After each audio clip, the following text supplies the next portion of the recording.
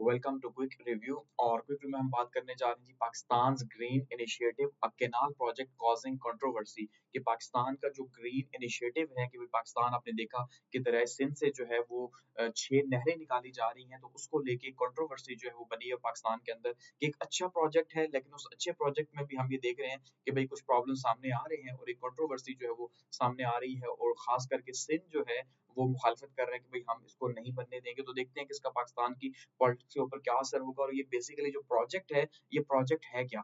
ठीक है, ये जो प्रोजेक्ट है कैनाल प्रोजेक्ट, इसमें क्या क्या चीजें मौजूद हैं, तो उसको डिस्कस करते हैं। अब देखिए, सबसे पहला अगर हम डिस्कस करते हैं तो पाकिस्तान का जो ग्रीन इनिशिएटिव है, इसको नाम दिया गया जीपीआई का, कि पाकिस्तान ग्रीन इनिशिएटिव। आपको याद होगा 2 साल पहले SIFC जो है, इसका कयाम अमल में लाया गया था। ठीक है, जिसके तहत जी इसकी जो बॉडी बनाई गई थी, उसमें जो प्राइम मिनिस्टर हैं उनको और साथ में जो आर्मी चीफ साहब हैं उनको जो है वो यहाँ पे टॉप पे रखा गया था। कि ये पहला एक ऐसा पाकिस्तान का एक इदारा बनाया गया था जिसमें ये कहा गया था कि भाई आर्मी भी साथ में इन्वॉल्व होगी डेवलपमेंट के लिए। तो उसी के तहत ये फैसला किया गया था कि बेसिकली ये क्या करेंगे कि भाई एग्रीकल्चर जो है, यानी ज़राअत जो है पाकिस्तान, क्योंकि एक एग्रीकल्चर कंट्री है, तो ज़राअत को भी प्रमोट किया जाएगा। तो उसी के अंदर, और कौन सी ज़राअत को प्रमोट किया जाएगा? मॉडर्न जो ज़राअत है उसको प्रमोट किया जाएगा। ठीक है, मॉडर्न ज़राअत के हवाले से यहाँ पे बातचीत की गई थी। तो अब उसी के तहत जो है ये ग्रीन इनिशिएटिव जो है वो स्टार्ट हुआ 1 साल पहले तकरीबन। और उसका पर्पस क्या था? कि बूस्ट करेगी जी फूड सिक्योरिटी को, क्योंकि जब हाईलाइट किया गया पाकिस्तान के जो सिक्योरिटी थ्रेट्स हैं, तो उन सिक्योरिटी थ्रेट्स में जो नॉन ट्रेडिशनल सिक्योरिटी थ्रेट्स हैं, ठीक है, तो नॉन ट्रेडिशनल सिक्योरिटी थ्रेट्स के अंदर फूड सिक्योरिटी भी पाकिस्तान का एक थ्रेट है।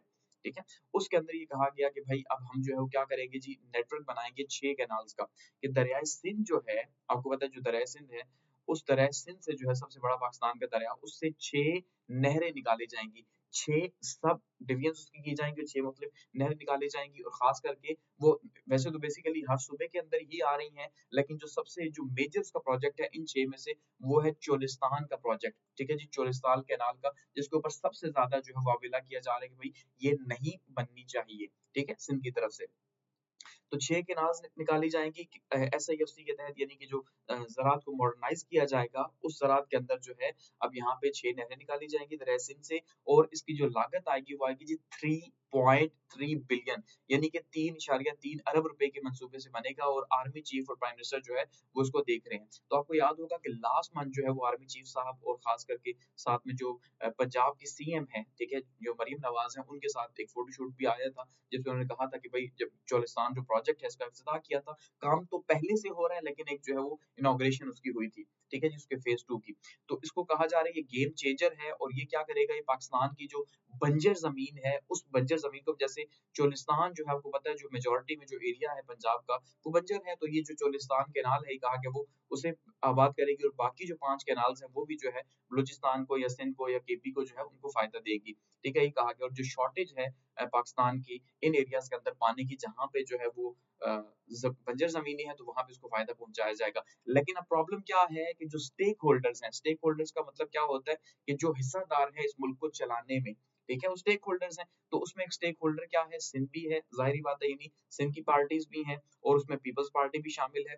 तो पीपल्स पार्टी जो है, अब जब कौम परस्त जमातें निकली हैं बहुत ज्यादा शिद्दत के साथ, पिछले 2-3 महीने से निकली हुई है, पहले पिछले साल भी उन्होंने प्रोटेस्ट किए दिसंबर से जो ऑलमोस्ट स्टार्ट हुए, लेकिन अब जो है उनकी शिद्दत काफी ज्यादा हो गई है। तो उसमें अब पीपल्स पार्टी जो है उसको भी एहसास हुआ है कि भाई हमारा वोट बैंक जो है खराब हो रहा है, तो इसलिए अब उनको भी प्रॉब्लम जो है वो देखने में आ रहा है। अब अगर हम इसकी बात करते हैं कि भाई ये जो प्रोजेक्ट है ये किस तरह से काम कर रहा है, तो देखिए अब सिंध का जो प्रोविंस है ना, यहाँ पे सबसे ज्यादा कंसर्न पैदा हुए हैं। अब आपने थोड़ा सा इस बात को समझना है। अब देखिए, अब हो क्या रहा है बेसिकली, कि वाटर एलोकेशन हमेशा से ही पाकिस्तान के अंदर एक इशू रहा। ठीक है, 1992 के अंदर जो है एक डिवीजन बनाई गई इरसा के तहत, कि भाई जो इरसा है इसके तहत चारों सूबों को ये कहा गया कि पानी का कोई भी जो मंसूबा है, वो कोई भी जो सूबा है वो अकेले डिसाइड नहीं कर सकता कि पानी कहाँ से जाना है, कहाँ आना है, क्या करना है। यानी कोई डैम बनाना होगा, जैसे आपको पता है पाकिस्तान में जो काला बाग डैम है, इसके ऊपर हमेशा से ही जो है वो इशू बना हुआ है और आज तक नहीं बन सका। क्यों? कि पॉलिटिकली जो है वो यहाँ पे लोग मोटिवेटेड नहीं है, या स्टेक होल्डर्स जो है वो नहीं मान रहे। तो इसी तरह से इरसा में ये फैसला किया गया था नवाज शरीफ साहब के टाइम पे, कि भाई कोई भी फैसला होगा पानी का, तो वो सारी पार्टीज मिल के करेगी। ठीक है, या जो काउंसिल ऑफ कॉमन इंटरेस्ट है, CCI है, वो फैसला करेगी। तो अब यहाँ पे जो इशू है पाकिस्तान में हमेशा से ही पानी का रहा है, और सिंध खास करके ये हमेशा से कहता रहा कि भाई पंजाब जो है वो उसका पानी रोक लेता है, क्योंकि जाहिर बात है ऊपर से नीचे का फ्लो है तो पंजाब रोक लेता है, सिंध का ये मानना है, ठीक है। और वो कहते हैं हमें कभी भी हमारे हिस्से का पानी नहीं मिला, और हमें जो बंजर करने का किरदार है वो पंजाब प्ले कर रहा है। अब जरा बात को समझिएगा, अब यहाँ पे सिंध में कंट्रोवर्सी क्यों पैदा हो रही है? अब यहाँ पे दो रुख हैं बात के। पहला रुख तो ये है कि जब ये जो प्रोजेक्ट है, ये जो मंजूर किया गया था, यानी SIFC के तहत ये सारा सिलसिला जब स्टार्ट हुआ और ये फैसला किया गया कि 6 कैनाल्स बनानी है, ठीक है, तो उस टाइम पे यहाँ पे CCI के अंदर भी इसको रखा गया, लेकिन CCI ने इसकी मंजूरी नहीं दी। सबसे पहली बात ये याद रखिएगा, CCI ने इसकी मंजूरी नहीं दी, पहली बात ये है। दूसरा ये है कि सदर जरदारी साहब से जो है उसकी मंजूरी पिछले साल ले ली गई थी, और सदर जरदारी साहब जो है वो कहा जा रहा है उनके मिनट्स मौजूद है, जिस मीटिंग के अंदर उन्होंने जो है सिग्नेचर करके दिया कि भाई आप इस प्रोजेक्ट को करें। तो इसका मतलब पीपल्स पार्टी ऑन बोर्ड थी, लेकिन अब जब क्योंकि कॉम्प्रेस जमातें जो है वो सामने आई हैं, उन्होंने कहा कि पीपल्स पार्टी ने सिंध बेच दिया, फलां कर दिया, ये वो इल्जामात की बौछार हुई और बहुत ज्यादा प्रेशर एक जो है मेंटेन हुआ, मोमेंटम बना प्रोटेस्ट का सिंध के अंदर। तो जो है वो सदर साहब के बारे में कहा जा रहा है वो बीमार हो गया, आपको पता है, लेकिन पीपल्स पार्टी अब पीछे हट चुकी है। यहाँ तक कि जो सिंध असेंबली है वहां पे भी ये बिल पास कर लिया गया कि भाई हम 40 साल के नाल को नहीं बनने देंगे, या ये जो 6 प्रोजेक्ट्स हैं, 6 केनाल जो दरअसल से निकालेंगे, हम इसकी इजाजत नहीं देंगे। तो यानी कि एक सिनेरियो ये है कि इसकी इजाजत दे दी गई, गो के CCI ने इसकी इजाजत नहीं दी, जो कि इरसा के तहत बताया गया था कि भाई 1992 के अंदर। तो एक तो उन रूल की खिलाफ वर्जी हुई, लेकिन पीपल्स पार्टी ऑन बोर्ड थी, उसने इजाजत दे दी। अब जो है जब प्रेशर पड़ा तो अब पीपल्स पार्टी जो है वो हो चुकी है मुखालिफ। लेकिन फिर भी ये प्रोजेक्ट क्या रुक गया? नहीं, ये प्रोजेक्ट चल रहा है, इसको आर्मी लीड कर रही है, ठीक है, आर्मी के रिटायर्ड जो है वो, तो वो इसको देख रहे हैं, उनकी कंपनी यानी प्राइवेट कंपनी, तो ये इसलिए चल रहा है। अब जब सिंध के अंदर ये प्रोटेस्ट स्टार्ट हुए तो काफी ज्यादा चीजें जो है मुश्किल हो गई, और सिंध में ये कहा जा रहा है कि भाई औरतें और बच्चे भी अब रोडों पे हैं, और बड़ी बड़ी जो है जलसे और रैलियां निकाले जा रहे हैं पीपल्स पार्टी के खिलाफ भी और सेंट्रल गवर्नमेंट के खिलाफ भी, कि भाई हम इस कैनाल प्रोजेक्ट को कंप्लीट नहीं होने देंगे। वो कब चल रहा है देखिए। अब वाटर डिपेंडेंस की अगर हम बात करते हैं, तो सिंध की वाटर डिपेंडेंस इंडस वाटर के ऊपर है, यानी दरियाए सिंध से जो है वो पानी मिलता है सिंध को, ठीक है। तो वो ये कह रहे हैं कि भाई जब आप दरियाए सिंध से जो है जब इससे नहरें निकाल देंगे तो इसका जो टोटल पानी है वो तो कम हो जाएगा। ऐसा ही है, कह रहे हैं पानी कम हो जाएगा, तो फिर हम क्या करेंगे? दूसरा अगर हम देखें तो वहाँ पे प्रोटेस्ट और रैलीज इस टाइम पे चल रही हैं कि भाई हम इसको नहीं बनाने देंगे, और इकोनॉमिक इम्पैक्ट इसका क्या होगा? सिंध के हवाले से ही कहा जा रहा है कि भाई अगर प्रोजेक्ट कंप्लीट हो जाता है तो ज़ाहिर-सी बात है इसका इकोनॉमिक इम्पैक्ट ये होगा कि भाई हमें नुकसान होगा, यानी सिंध का पानी कम हो जाएगा, ज़ाहिर-सी बात है। तो ये कहा जा रहा है। तो इसलिए सिंध के ऊपर जो है वो इस टाइम पे क्या हो रही है, पॉलिटिक्स भी हो रही है, और जो है दोनों तरह से मामलात चल रहे हैं इस टाइम पे। अब अगर मज़ीद इसको देखते हैं तो ये जो ग्रीन इनिशिएटिव है पाकिस्तान का, जो SIFC के तहत ही बना था, यानी कि उसके तहत ही कहा गया था कि मॉडर्नाइज़ करेंगे, और FDI जो है यानी फॉरेन डायरेक्ट इन्वेस्टमेंट जो है, बाहर की जो इन्वेस्टमेंट है वो इस काम के अंदर हम लेके आएँगे, ठीक है? तो उसमें ये कहा गया कि भाई जुलाई 2023 के अंदर ये फैसला किया गया था, ये जो ग्रीन इनिशिएटिव है पाकिस्तान का SIFC के बाद।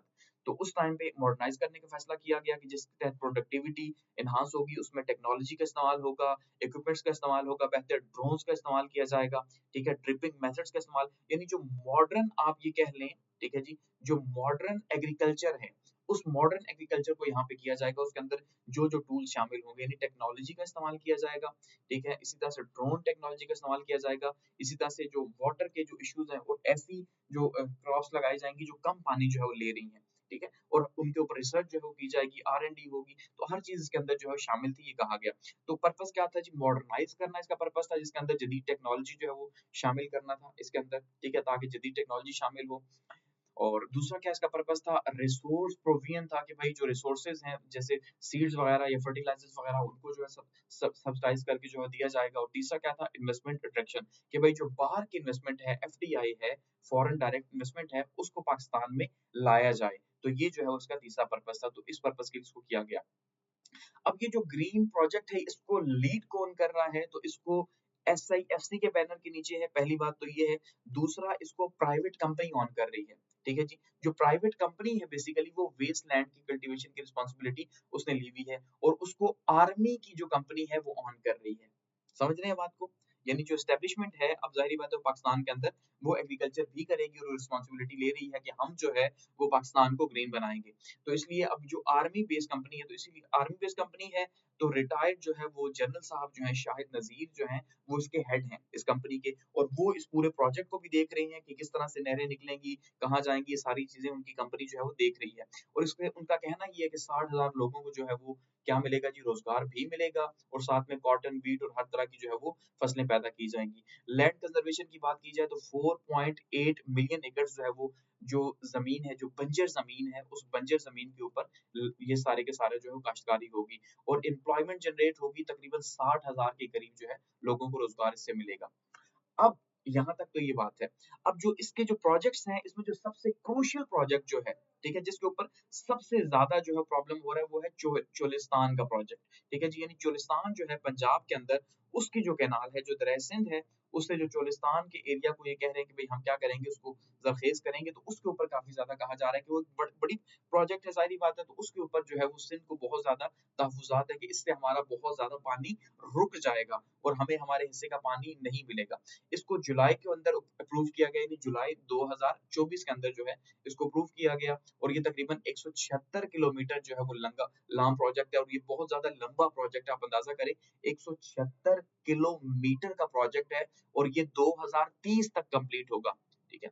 2030 तक कंप्लीट होगा और ये बहुत ही लंबा प्रोजेक्ट है। उसके ऊपर कॉस्ट जो आएगी वो आएगी $783 मिलियन की कॉस्ट आएगी। इतना बड़ा इसके ऊपर खर्च होगा, ठीक है? तो ये तकरीबन 1.2 मिलियन एकड़ जो है वो लैंड पंजाब के अंदर उसको जो है वो एग्रीकल्चर के लिए इस्तेमाल होगी। अब यहाँ पे इसको अप्रूव किया गया जुलाई 2024 में, आपने ये याद रखना है 176 किलोमीटर है और मिड 2030 के अंदर कंप्लीट होगी और एस्टिमेटेड कॉस्ट जो है इसकी वो तकरीबन $783 मिलियन की है जो इसके ऊपर खर्च आएगा। अब इसको अगर आप थोड़ा-सा मैप में देखिए कि ये जो प्रपोज़ किया गया चोलिस्तान कैनाल का, जिसके ऊपर सबसे ज़्यादा जो है वो इस टाइम पे कंट्रोवर्सी और सिंध को सबसे ज़्यादा प्रॉब्लम है कि हमारा पानी ये 176 किलोमीटर रोकेगी। अब यहाँ पे एक और बात याद रखिएगा, जो ये जो मुखालिफत की जा रही है, उस मुखालिफत का रिस्पॉन्स ये है, जो सेंट्रल गवर्नमेंट है, वो ये कह रही है कि भई हम जो रेगुलर वाटर है, वो इस्तेमाल नहीं करेंगे। इस बात को याद रखिएगा। वो ये कह रहे हैं कि हम जो फ्लड आता है पाकिस्तान के अंदर, ठीक है जी? जो फ्लड आता है यानी जो सैलाब है, सैलाब के पानी को हम इस्तेमाल करेंगे इसके लिए। वो ये कह रहे हैं कि जो सैलाब आया करेगा, आपको पता है जुलाई के अंदर या अगस्त के अंदर पाकिस्तान के अंदर, ज़ाहिर-सी बात है जुलाई और अगस्त के अंदर जो है वो सैलाब आता है पाकिस्तान में। तो कहते हैं जुलाई और अगस्त में जो इंडिया ज़्यादा पानी छोड़ता है, हम उस पानी को इस्तेमाल करेंगे। लेकिन इस पे कौम प्रेस जमातें जो है वो एग्री नहीं है कि भई ये तो धोखा है। ऐसे कैसे हो सकता है कि आप ऐसी नहरें बना दें कि जो सिर्फ फ्लड के वाटर से और पूरा साल वो सूखी रहें और फिर पूरा साल उसको वहाँ पे जो फसलें होंगी उसका क्या होगा? तो मतलब ये बेवकूफ़ बनाने वाली बात है, ऐसा नहीं हो सकता। ये जो है वो सिंध की कॉम प्रेस जमातों की तरफ से कहा जा रहा है। और हकीकत में भी देखें तो फ्लड वाटर के लिए कैनाल्स बनाई जो सिर्फ उसके लिए होंगे, तो फिर एग्रीकल्चर आगे कैसे होगा? ठीक है? तो ये देखिए मेन जो आ रही है ना चोलिस्तान का जो प्रोजेक्ट है, अब इसको अगर आप देखेंगे तो इसके आगे 3 ब्रांचेज़ बनेगी इसकी। एक बनेगी इसकी जी देवड़ ब्रांच बनेगी जो 1700 क्यूसेस जो वाटर है उसके अंदर आएगा। दूसरा जो है वो मेरठ ब्रांच इसकी बनेगी, 1300 क्यूसेस वाटर आएगा और इसके अलावा चोलिस्तान वेस्ट जो है वो इसके अंदर शामिल है। तो इसको आगे 3 हिस्सों के अंदर मज़ीद तक़सीम किया जा रहा है इसी चोलिस्तान को, क्योंकि चोलिस्तान का जो एरिया है, रकबा है वो काफ़ी बड़ा है। तो उस रकबे को जो है वो पूरा सैराब करने के लिए 3 ब्रांचेज़ इसके अंदर से बनेंगी, तो ये अच्छा खासा पानी जो है वो यहाँ पे जाएगा। ये मानना है सिंध की कॉम्प्रेस जमातों का। अब वाटर सोर्स की अगर हम बात करते हैं तो ये कहा जा रहा है, जैसे मैंने आपको कहा कि फ्लड वाटर जो है, जो सैलाब का पानी है, जो इंडिया छोड़ता है, यानी जो सैलाब का पानी जो इंडिया छोड़ेगा, एक तो ये है कि सैलाब का पानी आ गया, ठीक है जी, लेकिन जो इंडिया खास करके ज़िद में छोड़ देता है पाकिस्तान को डुबोने के लिए, तो उसके लिए कहा जा रहा है। जबकि कौम प्लस जमातें कह रही हैं कि भई ऐसा कैसे हो सकता है, जबकि हम तो वैसे ही वाटर शॉर्टेज का सामना कर रहे हैं कि जो दरियाए सिंध है, ठीक है? जो दरियाए सिंध है उसमें ऑलरेडी पानी जो है वो कम हो चुका है और उसमें कोई शक नहीं है कि जो सर्वे है वो ये बता रहा है कि दरियाए सिंध में 1970 के अंदर जो पानी आ रहा था वो, और उसके मुकाबले में 1990s में जो पानी आ रहा था उसमें वाज़िह कमी आई है। तो इस टाइम पे हम कहाँ पे खड़े हैं? हम खड़े हैं 2025 के अंदर। तो 2025 में भी उसके अंदर वाज़िह कमी आई है, ठीक है? तो अब जब कमी आ चुकी है पहले से ही, तो अब प्रोजेक्ट नए कैसे बन सकते हैं? इन्हीं को लेके कि भई आप इनसे पानी जो है वो दूसरी नहरों को दें, तो ये पॉसिबल नहीं है। इसलिए आप ये कह रहे हैं कि भई इंडिया जब पानी छोड़ेगा तब होगा, ये बात वो मानने के लिए तैयार नहीं है, कि पानी तो वैसे ही कम है, ठीक है? तो अब कहा क्या जा रहा है जी कि जो फ्लड वाटर है, जो इंडिया से आएगा और ख़ास करके सुतलज से आएगा, दरियाए सुतलज, ये 3 दरिया जो है वो इंडस वाटर ट्रीटी के अकॉर्डिंगली इनमें से एक दरिया सुतलज ये इंडिया के हिस्से का है, पाकिस्तान के हिस्से का नहीं है, ठीक है? झेलम जो है, चनाब जो है और दरैसिन जो है ये पाकिस्तान के हिस्से के हैं। और यहाँ पे अगर आप देखेंगे तो यहाँ पे अब ये कहना कि भाई सिर्फ पानी फ्लड वाटर ही इस्तेमाल होगा, ये जो है सबसे बड़ा इश्यू है कि भाई आप अगर सच बोलें तो शायद समझ आए, लेकिन सिर्फ ये कहना कि फ्लड वाटर के ऊपर होगा तो ये थोड़ा सा समझ नहीं आ रही। और ऊपर से जब क्लाइमेट चेंज भी है और वैसे ही जो है घरों के अंदर पानी कम हो रहा है, तो आप कैसे इसको मैनेज करेंगे? इस वजह से सबसे ज्यादा कंट्रोवर्सी पैदा हो रही है। ठीक है? अब यहाँ पे क्रिटिक्स का कंसर्न्स क्या है कि भाई जब शॉर्टेज होगी और यहाँ पे अगर आप आगे कर लेते हैं, यानी कि आप यहाँ पे बना लेते हैं पूरा सिस्टम अपना, तो कैसे आप जो है उस पूरे एग्रीकल्चर को बाकी जो टाइम होगा, ठीक है, यानी जुलाई, अगस्त, सितंबर के अलावा जो टाइम होगा, आप कैसे मैनेज करेंगे? बहुत ज़्यादा मुश्किल होगा। तो इसलिए यहाँ पे कहा जा रहा है कि भई ये पॉसिबल नहीं है और ये जो है ये एक इश्यू भी बनेगा। तो ये सिर्फ़ कहने की बात है कि फ्लड वाटर से ही होगा। तो ये सबसे बड़ा जो है वो इश्यू पाकिस्तान का बन रहा है। अब इसका इकोनॉमिक और एनवायरमेंटल इम्पैक्ट की अगर हम बात करते हैं, तो देखिए इकोनॉमिक और एनवायरमेंटल इम्पैक्ट क्या है कि अगर ये बनती हैं तो ज़ाहिर-सी बात है फ़ायदा होगा, ठीक है? लेकिन अब इसको कैसे मैनेज किया जाएगा ये बहुत ही क्रिटिकल है, क्योंकि ये जो प्रोजेक्ट है ये क्रिटिकल है। देखिए पाकिस्तान के वो एरियाज़ जहाँ पे पानी नहीं मिल रहा, अगर ज़ाहिर-सी बात है उनको बूस्ट किया जाएगा तो फ़ायदा ही होगा, बुरी बात तो नहीं है। तो इकोनॉमिक अपॉर्च्युनिटीज़ पैदा होंगी, फूड सिक्योरिटी बेहतर होगी, ठीक है? मॉडर्नाइज़ हो जाएगा एग्रीकल्चर, तो फ़ायदा है, इसमें कोई शक नहीं है। तो जो इसके फ़ायदे हैं, वो काफ़ी ज़्यादा हैं। लेकिन अगर ये प्रॉपरली प्लान होता है तब, यानी जब स्टेक होल्डर्स जो हैं, ठीक है जी? तो स्टेक होल्डर्स को आप जब जो है वो लेंगे, ट्रस्ट उनके करेंगे तो फिर बात बनेगा। लेकिन पाकिस्तान के अंदर आपको पता है पाकिस्तान एक फेडरेशन है। तो जहाँ पे भी फेडरेशन होती है, याद रखिएगा ऐसे प्रोजेक्ट्स तकरीबन ना होने के बराबर ही होते हैं, क्योंकि पाकिस्तान की हिस्ट्री में जैसे काला-पाक डैम नहीं बन सका, ज़ाहिर-सी बात है ये बहुत मुश्किल है। क्यों? कि स्टेक होल्डर्स या छोटी-छोटी जमातें, कॉम्प्रेस जमातें बहुत मुश्किल है कि वो इन चीज़ों को बनने दें। लेकिन अब जैसे स्टार्ट हो गया तो अब या तो फिर बनाएँगे ज़बरदस्ती, इससे मज़ीद अपॉर्च्युनिटीज़ पैदा होंगी, ठीक है? रिस्क फैक्टर भी मौजूद है, ठीक है? कि जब अगर आप उस उन महीनों के अलावा इनको पानी नहीं देते तो आगे फसलें तबाह हो जाएँगी और शफ़ाफ़ियत की ज़रूरत है कि भई इसकी डिस्ट्रीब्यूशन किस तरह से होगी। तो जो कॉम्प्रेस हैं या जो सिंध की जो जमातें हैं उनको अगर आप ये बताएँ कि भई आपका पानी आपको प्रॉपरली मिलेगा, तो शायद वो इस बात के ऊपर मान जाएँ, लेकिन बहुत मुश्किल है, ठीक है?